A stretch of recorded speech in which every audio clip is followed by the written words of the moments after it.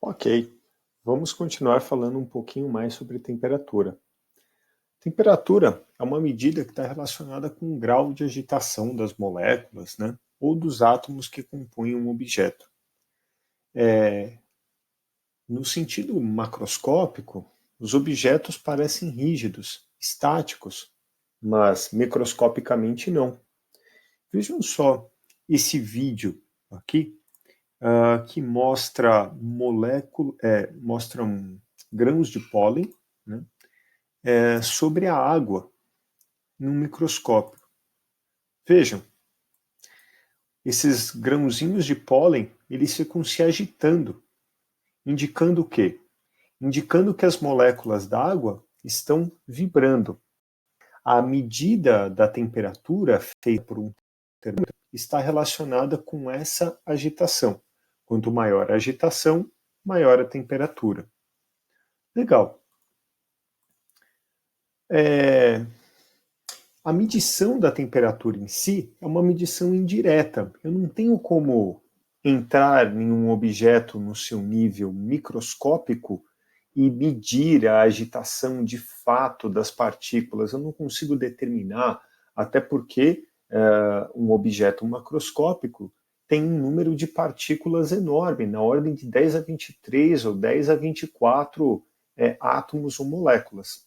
Então, o que a gente faz? A gente faz uma medida indireta a partir dos efeitos da temperatura. Esses efeitos podem ser, por exemplo, a dilatação de um material, a geração de corrente elétrica, e aí tem outros também efeitos em gases que a gente vai estudar posteriormente. Aqui eu tenho a foto de um termômetro clínico. Esse termômetro clínico, ele tem uma quantidade aqui de mercúrio, que está no estado líquido, à temperatura ambiente, e aí, conforme aquecido, esse mercúrio dilata, subindo ou descendo uma pequena coluna pela qual ele passa. Essa altura da coluna de mercúrio vai me indicar a temperatura. Também existe essa junta aqui, chamada de junta termopar. É um pequeno material que, quando aquecido, ele gera uma determinada corrente elétrica. Essa corrente elétrica é medida por um aparelho calibrado que, a partir da intensidade da corrente, vai mostrar um valor de temperatura. Também é um possível instrumento para ser utilizado como termômetro. Agora, de onde vêm os números de um termômetro? Ora, esses números do termômetro vêm a partir de uma construção de escala, e essa escala ela pode ser mais ou menos arbitrária. A escala que a gente usa aqui no Brasil, em boa parte do mundo, é a escala Celsius. Eu pego um termômetro e vou graduá-lo como? Eu pego esse termômetro, coloco em uma mistura de água e gelo fundente, como se fosse uma sopa de água com gelo, e onde a coluna parar, né, vamos supor a coluna de mercúrio parar, eu vou falar que aquilo é 0 grau. Depois eu pego esse mesmo termômetro e coloco em uma panela de água fervendo. A altura que esse mercúrio atingir, a gente vai considerar como 100. Tem também a escala Fahrenheit, usada nos Estados Unidos e na Inglaterra, se eu não me engano. A história da construção da escala Fahrenheit é um pouquinho complicada. O zero dela tem a ver com o dia mais frio em uma determinada região, em um determinado país. Depois, ao longo do tempo, essa escala Fahrenheit foi sofrendo algumas modificações, de modo que eu não vou me aprofundar muito nessa história. Mas é o seguinte, se a gente pegar um termômetro Fahrenheit que teve a sua escala construída e aprimorada aí ao longo dos anos e colocar no mesmo lugar onde um termômetro Celsius marca 0, ou seja, no gelo, numa mistura de água e gelo fundente, ele vai marcar 32. E se eu colocar esse termômetro Fahrenheit numa panela de água fervendo, ele vai marcar 212, ok? Agora, como que a gente faz a conversão de uma temperatura em Celsius para uma temperatura em Fahrenheit? A gente vai fazer aqui uma simples proporção entre os termômetros. Olha só, pegue uma temperatura arbitrária C. Ela pode estar entre o 0 e o 100, ou pode estar abaixo, ou pode estar acima, não importa. O raciocínio é o mesmo. E eu quero descobrir, essa temperatura C equivale a quanto na escala Fahrenheit? Faremos uma proporção não de pontos no termômetro, mas de tamanhos. Eu vou pegar este tamanho entre C e 0 e o outro tamanho entre 100 e 0. Vou fazer a proporção com este tamanho entre a temperatura qualquer F e 32 e o outro tamanho entre a temperatura 212 e 32.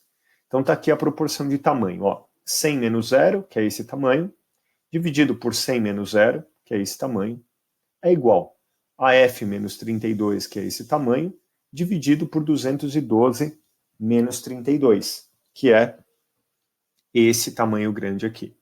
Fazendo manipulações, né, fazendo as contas e depois simplificando, a gente chega à seguinte relação.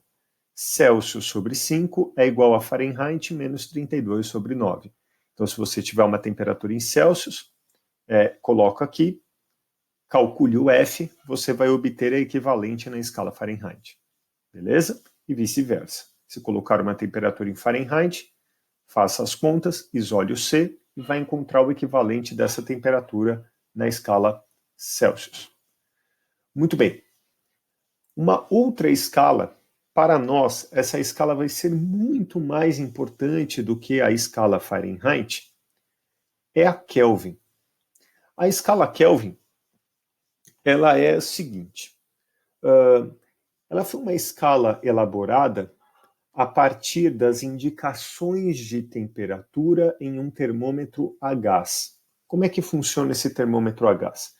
Eu pego um gás, coloco numa caixa, mantenho esse gás em um volume constante, tá? E coloco nesse termômetro a gás, né, nesse recipiente, um manômetro que vai indicar a pressão do gás, tá certo? E aí, esse termômetro a gás foi utilizado para calibrar a escala Kelvin. Como que ele foi feito? A partir de alguns pontos de temperatura, mediu-se a pressão do gás. E foi vendo o seguinte, qual que seria, né, a menor temperatura possível desse gás atingir? Ou seja, qual teria que ser a menor temperatura que eu tenho ali para que esse gás estivesse com as moléculas paradas, ou seja, uma pressão zero?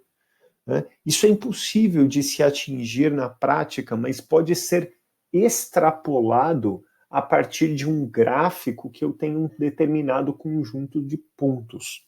Tá? A essa temperatura, né, que o gás indicaria uma pressão zero, ou seja, as moléculas dele estariam paradas, foi dada como 0 Kelvin. Tá? Foi assim que foi adotado o zero dessa escala. Portanto, é um zero absoluto, ao contrário do Celsius. Né? 0 graus Celsius não tem nada a ver com molécula parada, mas 0 Kelvin sim. Aí, os outros dois pontos da escala foram adotados assim. Ela foi construída de modo que a distância entre dois pontos, que seriam o de fusão e o de ebulição da água, eles devem estar distantes de 100 unidades. Ou seja, ela se inspira um pouquinho aí nessa graduação dos Celsius, né? Que entre a fusão e a ebulição da água nós tenhamos 100 unidades de distância. Né? Essa calibração de escala envolve alguns conceitos de termodinâmica que a gente não vai entrar, mas com toda essa história aí do termômetro a gás, ficou definido assim. O Kelvin, quando vale 0, significa moléculas paradas. Quando ele indicar 273,15, isso é aproximado, eu tenho a temperatura de fusão do gelo, a temperatura que a água se congela. Quando ele marcar 373,15, eu tenho a temperatura de ebulição da água, né? Há uma pressão de uma atmosfera, mas depois a gente entra nisso, tá? Então, como é que eu faço a conversão entre esses dois termômetros, né? Dada essa escala, como é que eu faço a conversão? Do mesmo jeito que com a Fahrenheit, fazendo a proporção deste pequeno tamanho, este pequeno tamanho e este tamanho grandão aqui, né? Fazendo as contas nessa proporção, tamanho C-0 está para 100 menos 0, assim como Kelvin menos 273,15 está para 373,15 menos 273,15. Embaixo dos dois lados você vai ter 100, corta, e a gente vai ter que o Celsius é Kelvin menos 273,15. A gente vai aproximar várias vezes esse 273,15 para somente 273. Né? E essa conversão aqui a gente vai usar bastante, porque basicamente toda a termodinâmica ela tem equações que estão calibradas para o uso na escala Kelvin, né? E a gente sobrevive, a gente vive, a gente está acostumado na temperatura em Celsius. Portanto, vai ser muito importante que a gente saiba converter as temperaturas do nosso cotidiano para essa temperatura em Kelvin, que a gente vai usar bastante na termodinâmica, tá certo? Muito bem. A partir daí, usando aqui essa equação, caso eu tenha um objeto a 0 Kelvin, eu já descubro que a sua temperatura em Celsius é menos 273,15. Ou seja, caso eu colocasse um termômetro Celsius num gás, por exemplo, num líquido, cuja temperatura fosse 273,15 graus Celsius negativos, eu garantiria ali que as suas moléculas estariam paradas. Beleza, pessoal? Então é isso, e por enquanto a gente não vai entrar em mais termos técnicos, a gente só vai estudar um pouquinho essa habilidade de fazer a conversão de uma escala para outra. Maravilha? Então é isso.